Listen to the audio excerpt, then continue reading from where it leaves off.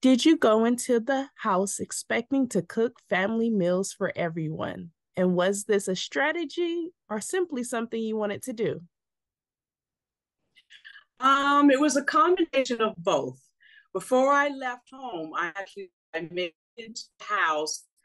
One of my strategies was going to be to cook. I said, you win people's hearts through food. And I cook a lot at home. We do big family gatherings. And so I figured if I could bring that piece into the house, it would quickly get me connected to people. So it was a strategy. And then it is actually something that I just enjoy doing. So it became part of my making me feel like I was at home as much as I could be at home. You had a final two deal with Sari early in the season, and then you found out she wanted to keep Izzy over you. Did you ever consider truly making amends with her? I did and I didn't.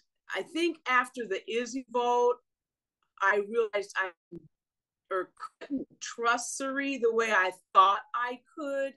And so I was always leery of her motives. And a part of me always felt that she was undermining my game. So I had loyalty only as far as uh, feeling like I trust her. But every time I went back in and said, "Oh, I trust her," something happened that made me say, Felicia, I think she's sabotaging you again. So I was always looking for another angle. Next question. You said you were probably talking too much in the house. What do you wish Mm-hmm. you hadn't said and why? Um, I don't know if any one particular that I wish I hadn't. Well, actually, there is one thing I wish I hadn't. I wish I had told Jared that me and Suri were in final two. That was probably the one thing I should never have opened up my mouth and said. Everything else that I said, I'm okay with. Because I never told anybody a lie. I just revealed secrets when I thought it was an opportunity. What were the most difficult and most rewarding parts of this experience?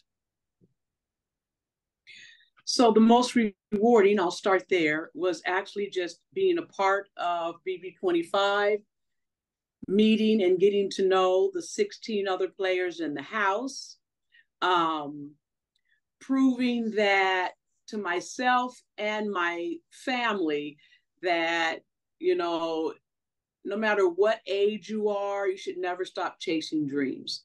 Even living life to the fullest. And this experience, I've said for 20 years, 23 years, that one day I was going to be on Big Brother.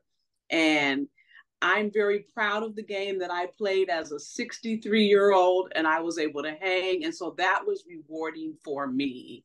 And also, sorry, I think being able to show that I could bring my faith into the game and show that that's okay, to show that I have a trust in God, a belief in God. And that's what carried me through this game. And the fact that nobody was offended by that, but it drew people to me, that was rewarding to me. That was the biggest piece in the whole game, being able to bring people to a sense of faith. Now, difficult. Um, One, of course, finding out about my brother. It took me a lot to stay focused in the game after I found that out.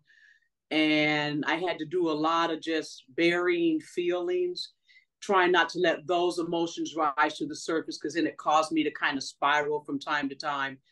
So that was difficult. I think also another difficult time was, I think when I realized that Sari and Jared had betrayed me, that hurt because I entrusted them a lot. And so I never understood why, totally why. And I don't know if it was just they thought that maybe I was playing a better game. I don't know what it was. But when I realized that they were the ones that were really sabotaging my game, I was disappointed in that. and then being put on the block 8 times. I kept trying to figure out why everybody was so comfortable throwing me up on the block, like my feelings didn't matter. And so that was bothersome.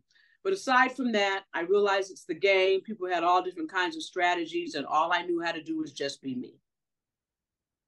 You were nominated for eviction several times this season. How did you manage avoiding being evicted all those times until now? Please explain your strategy you used to stay in the house. Well, again, I think my strategy was to just be Felicia. I don't know how to be a fake person, play roles, tell lies, cheat, steal. I did reveal secrets from time to time, but I tried to just stay positive, particularly the weeks when I was on the block, because what I did learn quick is that one bad conversation, the week you're on the block, sends you out the door. So I tried to stay positive. I tried to stay my happy-go-lucky self and just trust that the relationships that I was building was enough to carry me forward, where people would say, no, we're going to keep Mama Fee. And it seemed to work. And I almost had him this time. If Jag would have just trusted what I was telling him, because I was telling him the truth, I'd be sitting in that finale on Thursday. But he didn't trust me. And you mentioned your faith in a mustard seed. Your faith in the mustard seed carried you far in this game. But which mustard seed moment was the most surprising to you?